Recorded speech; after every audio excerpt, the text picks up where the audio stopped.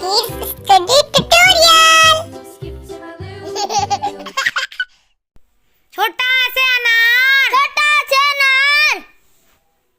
बड़ा से आम, छोटी से इमली, बड़ी से ईख, छोटा उसे उल्लू, बड़ा उसे ऊन, री से ऋषि, ए से एड़ी, आए से ऐनक, ओ से ओखली, ओ से औरत, अन से अंगूर,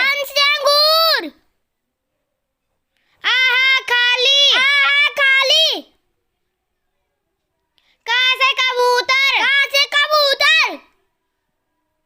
खा से खरगोश, गा से गमला,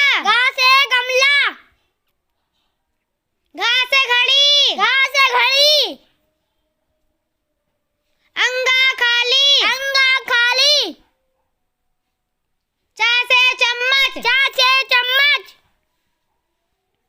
छा से छतरी, जा से जहाज, झा से झरना, इया खाली, टा से टमाटर, ठा से ठठेरा, डा से डमरू, ढा से ढक्कन, आड़ा खाली, ता से तरबूज, ठा से थर्मस, दा से दवात, धा से